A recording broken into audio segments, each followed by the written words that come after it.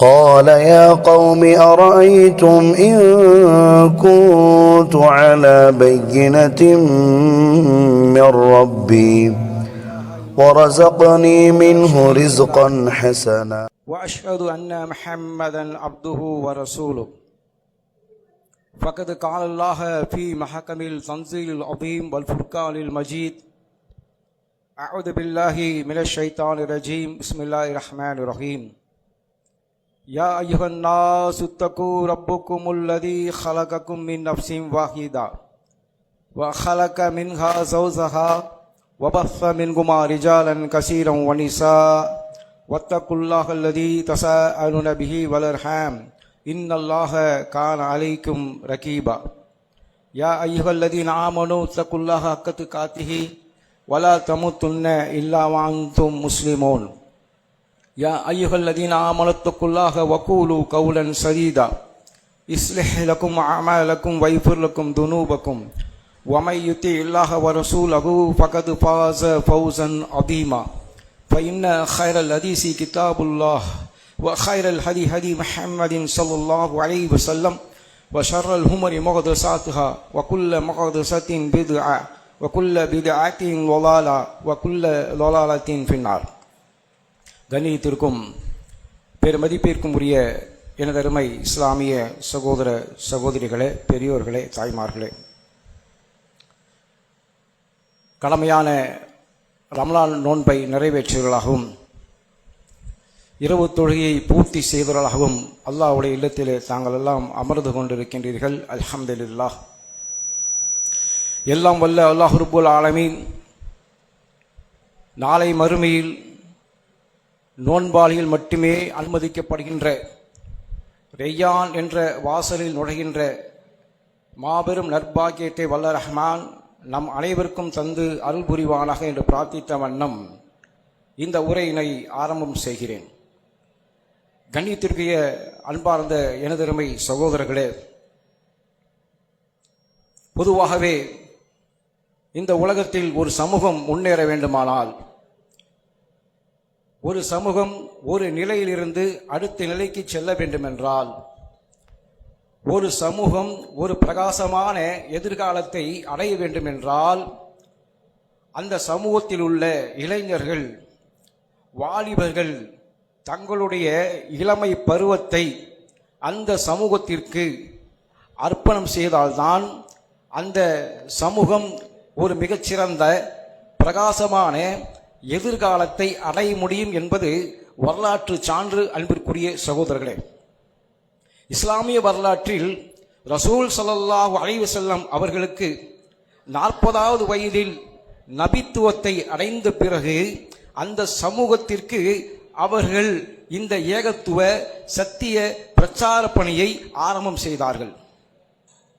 அன்பார்ந்த சகோதரரே, 40வது வயது என்பது இளமை காலத்தின் இறுதி கட்டம் என்று சொல்லப்படுகிறது. அதே போன்று நபித்தோழர்கள் அபூபக்கர் சித்தீக் ரலியல்லாஹு அன்ஹு அவர்கள், உமர் ரலியல்லாஹு அன்ஹு அவர்களும் தங்களுடைய 40வது வயதிற்குள்ளாகவே அல்லாஹ்வுடைய மார்க்கத்தை ஏற்றுக்கொண்டு இந்த மார்க்கத்திற்காக அவர்கள் மிகப்பெரிய அளப்பெரிய தியாகத்தை புரிந்தார்கள் என்பதை நாம் வரலாறுகளிலே பார்க்கிறோம். எந்த அளவுக்கு என்று சொன்னால், அமல்களில் போட்டி போட்டுக்கொண்டு அவர்கள் அமல்களை போட்டி போட்டுக்கொண்டு ஒருவரை ஒருவர் முந்தக்கூடிய அளவிற்கு அவர்கள் அந்த மறுமைக்காக தங்களுடைய வாழ்க்கையை அர்ப்பணித்தார்கள் என்பதை நம்ம பார்க்கிறோம்.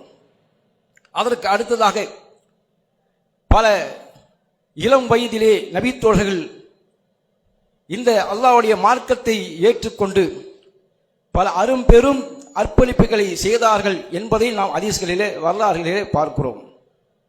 அதற்கு அடுத்ததாக தாபீன்கள், தபோ தாபீன்கள், இமாம்கள் என்று அவர்கள் தங்களுடைய வாழ்க்கையை அல்லாஹ்வுடைய மார்க்கத்திற்கு அர்ப்பணம் செய்த காரணத்தினால் இன்றைக்கு நாம் முஸ்லிம்களாக சுயமரியாதையோடு, கண்ணியத்தோடு, தன்மானத்தோடு தலை நிமிர்ந்து வாழ்ந்து கொண்டிருக்கிறோம். அன்பிற்குரிய சகோதரர்களே, இல்லையா? ஆக இப்படி நம்முடைய முன்னோர்கள் நமக்கு பல அளப்பரிய தங்களுடைய அல்லாஹ்வுடைய மார்க்கத்திற்கு தியாகம் செய்த காரணத்தினால், அர்ப்பணித்த காரணத்தினால் இன்றைக்கு நாம் ஒரு சிறந்த ஒரு மார்க்கத்திலே வாழ்ந்து கொண்டிருக்கிறோம். அல்லாஹ்வுடைய மார்க்கத்திலே நாம் பயணித்துக் கொண்டிருக்கிறோம். இமாம் புகாரி ரஹமத்துல்லாஹி அலைஹி அவர்கள் தங்களுடைய வாழ்க்கையின் பெரும் பகுதியினை நபிமொழிகளை தொகுப்பதற்காகவே அவர்கள் அர்ப்பணித்த காரணத்தினால் இன்றைக்கு புகாரின் பல பாகங்கள் நம்முடைய கையிலே தவழ்ந்து கொண்டிருக்கிறது. அன்பார்ந்த சகோதரர்களே, அதை படிப்பதன் மூலமாக நாம் பல செய்திகளை தெரிந்து நபிமொழிகளை புரிந்து நம்முடைய வாழ்க்கையின் செயல்பாடுகளை நாம் திருத்திக் கொண்டிருக்கிறோம், சீர் செய்து கொண்டிருக்கிறோம் இல்லையா? ஆக இப்பொழுது நமக்கு முன்னால் இருக்கக்கூடிய கேள்வி என்னவென்றால், நமக்கு முன்னால் இருக்கக்கூடிய மிகப்பெரிய சவாலான காரியம் என்னவென்று சொன்னால், இனி வருகின்ற இளம் தலைமுறையினருக்கு, வளர்ந்து வருகின்ற இளம் சந்ததியினருக்கு அல்லாஹ்வுடைய இந்த மார்க்கத்தை, அதனுடைய தூய தன்மையை, அதனுடைய முக்கியத்துவத்தை, அதனுடைய தாற்பயத்தை, அதனுடைய யதார்த்த நிலையை எப்படி அவருக்கு நாம் புரிய வைப்பது? மார்க்கத்தை கேட்பதை போன்று அவர்கள் பாவனை செய்கிறார்கள். ஆனால் அதற்கும் அவருடைய செயல்பாடுகளுக்கும் நேர் மாற்றமாக இருந்து கொண்டிருப்பதை நாம் பார்க்கிறோமா இல்லையா? எதை சொன்னாலும் சரிங்க பாய் சொல்லிக்கொண்டே இருப்பார்கள், தலையாட்டுவார்கள். ஆனால் அதற்கும் அவருடைய செயல்பாடுகளுக்கும் நேர் மாற்றமாக இருக்கக்கூடிய காட்சியை நாம் பார்க்கிறோம். ஒரு முஸ்லிம் இளைஞன் புகைப்பிடிக்கின்றான், மது அருந்துகின்றான், விபச்சாரம் புரிகின்றான். அன்பிற்குரிய சகோதரர்களே, மார்க்கம் தடுத்துள்ள மானக்கேடான காரியத்தை மிக துணிச்சலாக செய்கின்றான். போதை வஸ்துக்களை பயன்படுத்தி புத்தி பேதலித்து வீதிகளிலே உலா வருகின்றான். கேட்டால் டீனேஜ் என்கின்றான். இந்த வயதில் நாங்கள் அனுபவிக்காமல் எந்த வயதில் நாங்கள் அனுபவிப்பது? இந்த வயதில் நாங்கள் உல்லாசமாக இருக்காமல் வேறு எந்த வயதில் நாங்கள் உல்லாசமாக இருப்பது என்று எதிர்வாதம் புரிகின்ற இளைஞர் சமூகத்தை நம்முடைய சமூகத்தில் பார்க்கிறோம். அன்பார்ந்த சகோதரர்களே, ஆக இப்படி நம்முடைய இளைஞர் சமூகம் தடம் புரண்டு செல்வதற்கு, நம்முடைய வாலிபர்கள் வழிமாறி செல்வதற்கு என்ன காரணம்? அன்பார்ந்த சகோதரர்களே, காரணம் என்ன? காரணம் என்னவென்று சொன்னால், முழுக்க முழுக்க அவர்களுடைய பெற்றோர்கள் தான் காரணம். இந்த பெற்றோர்கள் தங்களுடைய பிள்ளைகளுடைய நடவடிக்கைகளை கண்காணிக்க கடமைப்பட்டிருக்கிறார்கள். தன் பிள்ளை எங்கே செல்கிறான், என்ன செய்கிறான், யாரோடு பேசிக் கொண்டிருக்கின்றான், யாரோடு நட்பு பாராட்டிக் கொண்டிருக்கின்றான், பேஸ்புக் மூலமாக, வாட்ஸ்அப் வாயிலாக, இன்ஸ்டாகிராம் வழியாக யாரோடு அவன் சேட்டிங் செய்து கொண்டிருக்கிறான் என்று அவர்கள் நாம் கண்காணிக்க கடமைப்பட்டிருக்கிறோம். அன்பார்ந்த சகோதரர்களே, இன்றைக்கு பெற்றோர்கள் எந்த அளவிற்கு தங்களுடைய பிள்ளைகளை வளர்த்து ஆளாக்குகிறார்கள் என்று சொன்னால், எந்த நோக்கத்திற்காக, எந்த லட்சியத்திற்காக அவர்கள் வளர்க்கப்படுகின்றார்கள் என்றால், முழுக்க முழுக்க உலக ஆதாயம், உலக லாபங்கள், காசு பணம் சம்பாதிப்பதற்காக வேண்டியே இன்றைக்கு பிள்ளைகள் ஆளாக்கப்படுகின்ற ஒரு காட்சியை நாம் பார்க்கிறோமா இல்லையா? என் பையன் எங்கு சென்றால் எனக்கு என்ன, எனக்கு தேவை காசு பணம், எனக்கு தேவை பொருளாதாரம். அது ஹராமாக இருந்தாலும் சரி, அது ஹலாலாக இருந்தாலும் சரி, எனக்கு தேவை காசு. மார்க்கத்தின் வாசனை கொஞ்சம் கூட நுகர முடியாமல் வளர்க்கப்படுகின்ற ஒரு நிலைமை, கொஞ்சம் கூட மார்க்கத்துடைய அந்த சிந்தனை இல்லாமல் ஆளாக்கப்படுவதின் பிரதிபலன் இன்றைக்கு நம்ம பார்க்கிறோமா இல்லையா? பெற்ற தாய் தந்தையை கூட இன்றைக்கு உதாசீனப்படுத்தக்கூடிய பிள்ளைமார்களை நாம பார்க்கிறோம். அல்லாஹ் ரப்பல் ஆலமீன் சொல்லி காட்டுறானா இல்லையா? தன்னுடைய திருமறை குர்ஆனிலே அல்லாஹ் ரப்பல் ஆலமீன் சொல்லி காட்டுகிறான். இந்த இளைஞர் சமுதாயத்துக்கு, முஸ்லிம் மூமின்களுக்கு, முஸ்லிம்களுக்கு அல்லாஹ் சொல்லி காட்டுறான். என்ன சொல்றான்?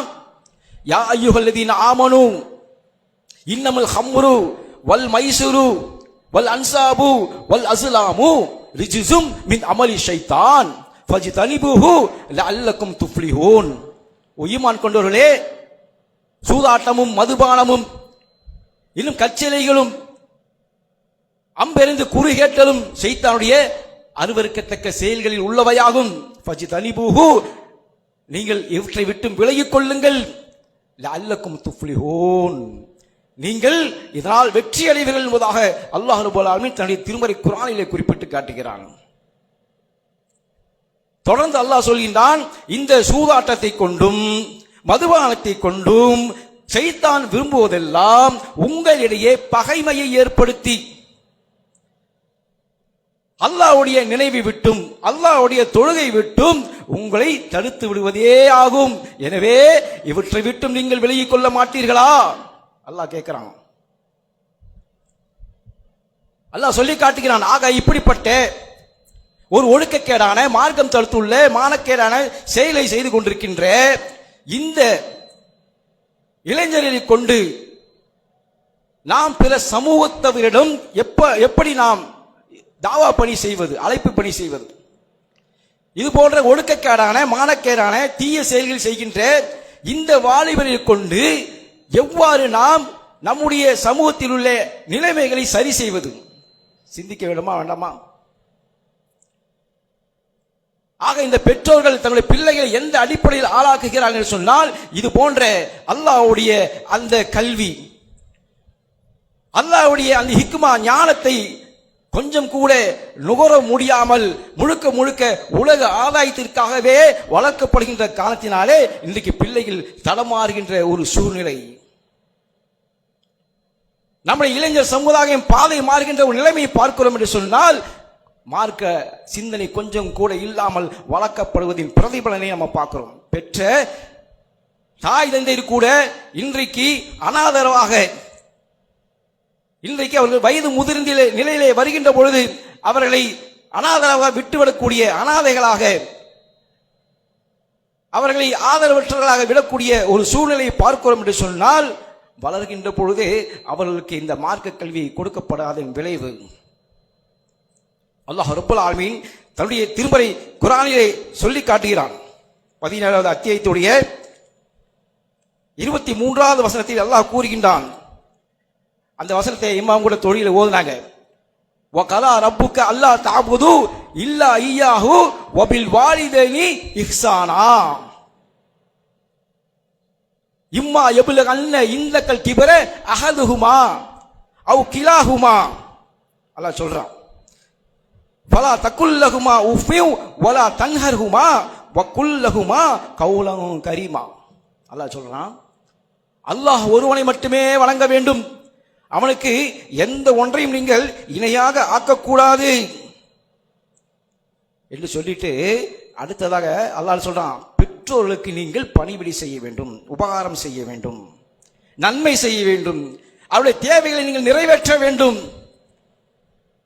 இம்மா யப்லகன்ன இந்தக்கல் கிபர அஹதுஹுமா அவ் கிலாஹுமா, அவர்கள் வயது முதிர்ந்த நிலையில் ஒருவரோ அல்லது இருவரோ உங்களிடம் வருகின்ற பொழுது உஃபியூ, நீங்கள் சீ என்று கூட சொல்லாதீர்கள், சீ என்ற வார்த்தை கூட பயன்படுத்தாதீர்கள், அவர்களில் விரட்டி விடாதீர்கள், கனிவான நல்ல சொல்லையே நீங்கள் சொல்லுங்கள். அல்லாஹ் சொல்லி காட்டுறான். இன்னைக்கு பார்க்கிறோம், வார்த்தைகள்லாம் எப்படிப்பட்ட வார்த்தைகள் வருதுன்னே தெரியாது. பெற்றோர்களை எந்த அளவுக்கு கண்ணியப்படுத்த வேண்டும், எந்த அளவுக்கு அவர்களுக்கு நாம் முன்னுரிமை கொடுக்க வேண்டும், எந்த அளவுக்கு அவருக்கு நேசிக்க வேண்டும் என்று அல்லாஹ்வும் அவருடைய தூதரும் சொன்ன அந்த கல்வியை, மார்க்க அடிப்படை விஷயத்தை சொல்லிக் கொடுக்காத காரணத்தினால இன்றைக்கு பெற்றோரை கூட தன்னந்தனியாக அனாதரவாக இன்றைக்கு கைவிடக்கூடிய சூழ்நிலையை பார்க்கிறோம் என்று சொன்னால், அவர்களுக்கு கொடுக்க வேண்டிய அந்த அடிப்படை கல்வியை கொடுக்காததன் விளைவை நாம் இன்றைக்கு பார்த்து கொண்டிருக்கிறோம். ரசூல் ஸல்லல்லாஹு அலைஹி வஸல்லம் அவர்கள் கூறினார்கள், உங்கள் பிள்ளை 7 வயதை அடைந்து விட்டால் தொழுமாறு ஏவுங்கள், 10 வயது அடைந்து தொழாவிட்டால் அவரை நீங்கள் அடித்து தொழ வையுங்கள் என்பதாக ரசூல் ஸல்லல்லாஹு அலைஹி வஸல்லம் கட்டளையிட்டு இருக்க, நாம் என்ன செய்யறோம்? சின்ன பிள்ளை தானே, ஒரு 6 மாசம் போகட்டும், ஒரு கண்டிக்க வேண்டிய இடத்தில் கண்டித்துத்தான் ஆக வேண்டும். மார்க்க வரம்புகளை மீறுகின்ற போது நீங்க அன்பு செலுத்துங்க, பாசம் செலுத்துங்க, எல்லா விஷயத்துக்கும் நீங்க கருணை காட்டுங்க. மார்க்க வரம்புகளை மீறுகின்ற பொழுது திருத்த வேண்டிய இடத்தில் திருத்தித்தான் ஆக வேண்டும். மார்க்க விஷயத்தில் எந்த ஒரு பாதையில நீங்கள் திருப்பீர்கள் சொன்னால் அதற்கும் பயன்படுவார்கள். நாளை மறுமையிலே அவர்கள் ஒரு வெற்றியாளராக மாறுவார்கள் என்பதில் எந்த சந்தேகம் கிடையாது, எந்த சந்தேகம் கிடையாது. பார்க்கிறோம் அன்பார்ந்த சகோதரர்களே, இன்றைக்கு இளைஞர் சமூகம் கெடுவதற்கு, அவருடைய பாதையில் மாறுவதற்கு முழுக்க முழுக்க பெற்றோர்கள் காரணமாக இருக்கிறத பார்க்கிறோம். ஆக அவர்களை சரியான பாதைக்கு கொண்டு வர வேண்டும் என்று சொன்னால் ஒவ்வொரு பெற்றோர்களும் தங்களுடைய பிள்ளைகளை மார்க்க கல்வியாளராக, மார்க்க அறிஞர்களாக, படித்து பெற்று பட்டம் பெறக்கூடிய ஆலிம்களாக அவர்களை உருவாக்குவதற்கு நாம் முயற்சி எடுக்க வேண்டும். ஒவ்வொரு முயற்சி எடுக்கணும். அப்படி உங்களுக்கு முடியவில்லை என்று சொன்னால் முயற்சி எடுக்கிறாங்க, சிலர் முயற்சி எடுப்பாங்க. பெற்றோர்கள் விரும்பினால் பிள்ளைகள் விரும்புவது கிடையாது, பெற்றோர்கள் விரும்பினால் பிள்ளைகள் விரும்புவது கிடையாது, பிள்ளைகள் விரும்பினால் பெற்றோர்கள் விரும்புவது கிடையாது. ரெண்டு பேர் விரும்பினா அந்த பிள்ளைக்கு என்ன செய்யும், அந்த சீதோஷணம் ஒத்து வராது, உடல்நிலை சரியில்லாம போகும். இப்படி அந்த மார்க்க கல்வி தடைபடக்கூடிய காரணங்கள் பல உண்டு அன்பார்ந்த சகோதரர்களே. அதற்கு அடுத்த கட்டமாக நம்முடைய பிள்ளைகளை நல்ல வழிக்கு கொண்டு வர வேண்டும் என்று சொன்னால் என்ன செய்கிறது, நீங்க உலக கல்வி கற்றுக் கொடுங்க, எல்லாம் செய்யுங்க, ஆனால் அடிப்படை கல்வி என்று சொன்னாலே இந்த மார்க்க கல்வி தான். அதற்கு அப்புறம் அதுக்கு மேல எல்லா உலக கல்வியும் பேசிக் எது இருக்கணும், மார்க்க கல்வி இருக்கணும். அது இருந்து டாக்டர் ஆனாலும் சரி, இன்ஜினியர் ஆனாலும் சரி, எந்த ஒரு துறைக்கு சென்றாலும் சரி, பேசிக் மார்க்க கல்வி இருந்தது என்று சொன்னால்தான் அது எல்லா விதத்திற்கும் வெற்றியான ஒரு வெற்றிக்குரிய வாழ்க்கையாக அமையும் என்பதில் எந்த ஒரு மாற்று கருத்திற்கும் இடமில்லை அன்பார்ந்த சகோதரர்களே. அப்படிப்பட்ட பிள்ளைகளாக வளர்ப்பதற்கு நாம் என்ன செய்யணும், அடுத்த கட்டம் நம்முடைய ஜம்மியாவின் கீழ் இறங்குகின்ற ஜாக் யூத் மூவ்மெண்ட் என்று சொல்லப்படக்கூடிய JYM என்ற அமைப்பின் சார்பாக இயங்குகின்ற அந்த தர்பியா வகுப்புகளில், பயிற்சி வகுப்புகளில் அவரை அங்கத்தினராக இடம்பெற செய்து, அதில் பங்கு பெற செய்து, அவர்களுக்கு நீங்கள் அல்லாஹ்வுடைய அந்த கலாமை, மார்க்க விஷயங்களை, நபி மொழிகளை கற்றுக் கொடுப்பதற்கு நீங்கள் முயற்சி எடுக்க வேண்டும். அதுவும் உங்களால் முடியலையா, கடைசி கட்டம் இறுதியாக நம்முடைய மர்கஸிலே நடைபெறக்கூடிய ஜும்மா பயான்கள் மற்றும் மார்க்க விளக்க நிகழ்ச்சிகள், தர்பியா வகுப்புகள், இது போன்ற இரவு பயங்கள் மூலமாக நம்முடைய பிள்ளைகளை பங்கு பெற செய்து அதன் மூலமாக அவர்களுக்கு தர்பியத் கொடுக்க வேண்டும் அன்பார்ந்த சகோதரர்களே. அதன் மூலமாக அவர்களுக்கு பயிற்சி கொடுக்க வேண்டும். இவ்வாறு பயிற்சி கொடுத்து அவர்களுக்கு நல்ல முறையில் ஆக்கினார்கள் என்று சொன்னால் நிச்சயமாக அவர்கள் அன்பார்ந்த சகோதரர்களே, அவர்கள் வழி தவறி போனால், பாதை தலைமுறை சென்றால் அது அவர்களுக்கு மட்டும் நஷ்டமல்ல, அவருடைய குடும்பத்திற்கு மட்டும் நஷ்டமல்ல, இந்த சமுதாயத்திற்கு மிக பெரும் இழப்பு என்பதை புரிந்து கொள்ள வேண்டும். இன்னைக்கு பெண் பிள்ளைகளை, இளம் பெண்களை இன்றைக்கு கல்வி கற்பதற்காக அனுப்புறோம். மார்க்க அடிப்படை அறிவு இல்லாம அனுப்புகின்ற பொழுது அந்த பிள்ளை என்ன செய்து, என் பிள்ளை டிகிரி வாங்கணும் என்பதற்காக படிக்க வைக்கின்ற பொழுது அவர்கள் காதல் என்ற பெயரே தளம் புரண்டு மார்க்கத்தை விட்டு எகிரி சொல்லக்கூடிய காட்சியை நம்ம பார்க்கிறோமா இல்லையா? என்ன காரணம், அடிப்படை மார்க்க அறிவு இல்லை.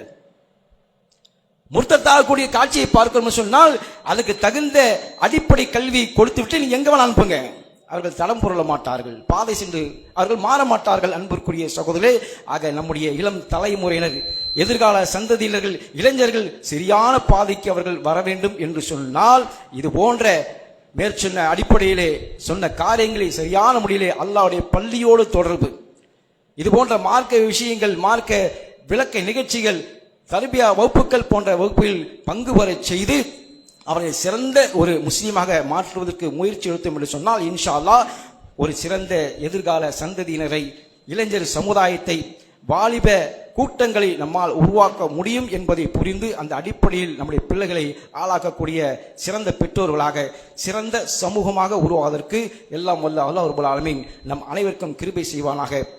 வாஹிரு தஅவானா அல்ஹம்துலில்லாஹி ரப்பில் ஆலமீன். அஸ்ஸலாமு அலைக்கும் வரஹ்மத்துல்லாஹி வபரகாத்துஹு.